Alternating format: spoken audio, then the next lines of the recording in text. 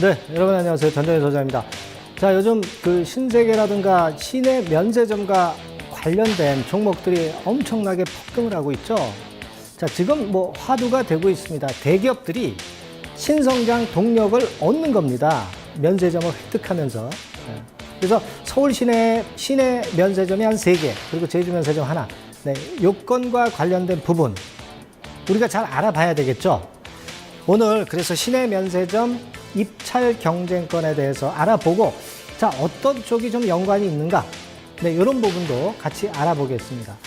자, 이 그림에 나와 있는 거는 백화점 안에 있는 면세점이네요. 공항 면세점이 아니네요. 되게 공항 면세점이 있죠. 공항 면세점이 주로 이제 많이 출입들을 하셨으리라고 보여지는데, 공항 면세점은 사실 기업 입장에서 보면 임대료를 엄청나게 줍니다. 인천공항 면세점 같은 경우에 몇천억 줘요. 근데 그런 임대료가 부과가 되지 않는 게 바로 시내 면세점이죠. 그러하기 때문에 강점이 있고, 그래서 대기업들이 눈독 들이는 겁니다. 자, 요 부분입니다. 그리고 이제 기업들 입장에서는 어떻겠습니까? 일자리 창출해주는 그런 면도 있고, 정부 입장에서는 기업들이 외화 획득하고요. 신규 일자리도 보장을 해주면서 신규 투자도 촉진할 수 있으니까 경기에 도움이 될 수 있기 때문에 이 시내 면세점을 이번에 허가를 해주는 건입니다. 자, 오늘 이 부분을 좀 알아보도록 하겠습니다. 자, 우리가 면세점 그러면은 다 잘 알고 계시죠? 세금 면제해 주는 거죠. 공항 대합실에 주로 많죠. 시중에 뭐 백화점이나 또는 일정 지역에서 비과세 상점을 설치해서 거기서 면세점을 하는 경우가 대단히 많습니다. 근데 이번에 하는 거는 시내 면세점이니까 이 두 번째 경우죠. 시중에 설치된 비과세 상점권과 관련한 그런 면세점입니다. 자, 면세점의 개념 우리가 충분히 알아봤고요. 이 면세점은요, 과거에 그런 발언이 나온 적이 있었어요. 거기서부터 이제 파생이 됐는데, 과거에 그 관세청장이 이제 얘기를 한 적이 있었는데, 그 전에 앞서서 투자 활성화 대책이 있었죠. 거기서 카지노와 면세점을 추가했고, 여기 나온 바와 같이 서울 3개, 제주 1개 면세점을 추가하는 건에 경기를 살리고 외화를 획득하기 위한 정부의 투자 활성화 대책 때문에 이 건이 나오게 된 배경입니다. 그래서 이제 과거에 관세청장이 발언을 한 것이 해외 대형 면세점들과 경쟁할 수 있는 기업, 여기에 포인트를 도는 그런 건의 얘기가 나왔었고요. 그리고 그 중소기업에도 기회를 제공을 해주는 그런 건의 얘기도 이번에 나왔죠. 그래서 시내 면세점에서 3개 중에 하나는 중소기업한테 부여해주고, 제주 쪽도 역시 중소기업 쪽에 부여해주는 그런 건의 상황이 나타난 겁니다. 자, 지금 현재의 시내 면세점 현황은 어떨까요? 대개 대기업, 중소기업이 이렇게 지금 현재 하고 있고요. 특히 눈독을 들이는 부분은 국내 면세점의 시장 규모가 엄청나다는 거죠. 2010년도 대비해서 작년 2014년도까지 면세점 매출이 배가 늘었어요. 자료를 보니까 2조 4,500억에서 4조 9천억으로 배가 늘었거든요. 그야말로 황금알을 낳는 거위죠. 그러니까 대기업들이 눈독을 안 들일 수가 없죠. 아까 말씀드린 바와 같이 임대료 내지 않기 때문에 그 건의 모멘텀도 있고요. 네. 그렇기 때문에 관심이 많이 있는 부분입니다. 근데 뭐 사실 부담이 될 수 있는 요소도 있었죠. 원엔 환율이 며칠 전에, 지난주에 급락했죠. 그래서 100엔당 한 890원까지 떨어졌다가 지금은 막바로 회복해서 괜찮습니다. 920원으로. 그러나 그런 약점이 좀 있었고요. 중국 수입 관세율 인하권에 약점이 있었습니다. 그러나 그걸 지금 현재는 어느 정도 그 악재에서 벗어나고 있어요. 수입 관세율 같은 경우는요, 소비자가에 대해서 부과하는 게 아니에요. 통관가에 대해서 부과하기 때문에 부담은 적습니다. 너무 부담을 가질 필요가 없어요. 자, 그래서 지금 현재 보면은 롯데나 신라가 많이 점유하고 있죠, 면세점은. 그러면 롯데나 신라는 안 될 것 같죠? 롯데는 안 될 가능성이 많아요. 신라는 근데 현대산업개발하고 짝을 이뤘잖아요.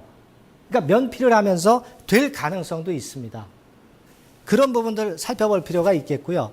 자, 이번에 7곳이 출사표를 냈죠. 이랜드가 최근에 출사표 냈고요. 마지막으로 되게 이런 구도인데, 자, 여기서 어디가 과연 따낼까? 이 부분은 제가 좀 이따 말씀드릴 겁니다. 지금 이 정도로 하나, 둘, 셋, 넷, 다섯, 여섯, 일곱 개 업체가 출사표를 냈는데 여기서 이제 두 곳이 선정이 되는 거죠. 시내 면세점은. 그 부분입니다. 자, 그리고 중소기업 같은 경우도 한 곳 선정한다고 그랬잖아요. 중소기업도 잘 보셔야죠. 유진기업 하나투어. 자, 그러면 어떤 기업 관심 가져야 되는지 바로 답이 나와 있지 않습니까? 그렇죠? 중소기업, 물론 나중에 성공을 면세점을 할지 여부는 모르겠어요. 하지만 이런 건이 주가를 올리는 데는 모멘텀이 충분히 될 겁니다.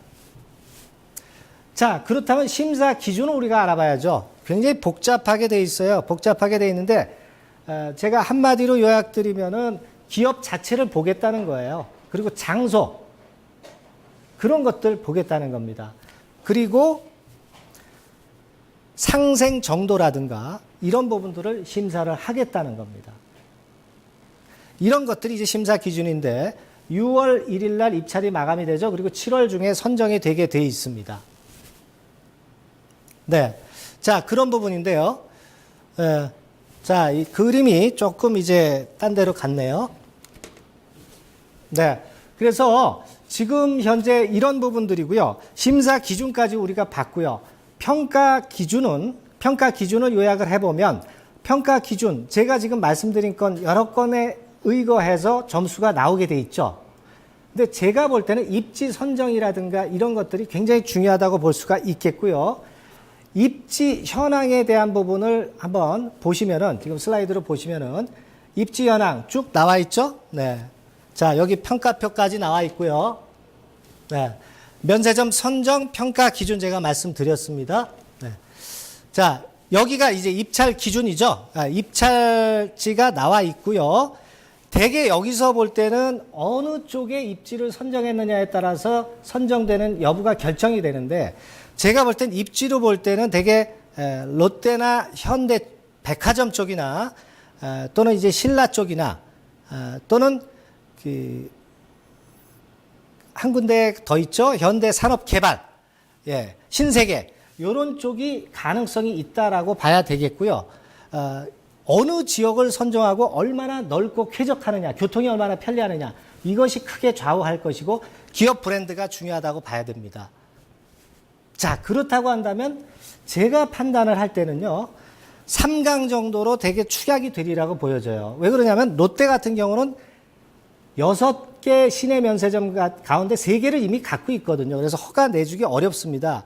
SK네트워크스는 좀 딸리고요. 한화도 좀 딸린다고 보고, 되게 신세계 쪽이나 현대백화점 쪽이나 HDC 신라면세점 쪽이 따내리라고 보여집니다. 그렇게 보면은 여기서 아마 구현대그룹 2개 중에 하나 정도 되고요. 그리고 신세계 정도는 제가 볼 때는 따지 않겠는가. 그렇게 저는 개인적으로는 그렇게 보고 있습니다. 신세계 주가가 올라가는 거 봐가지고는 그런 생각 충분히 가질 수 있고요.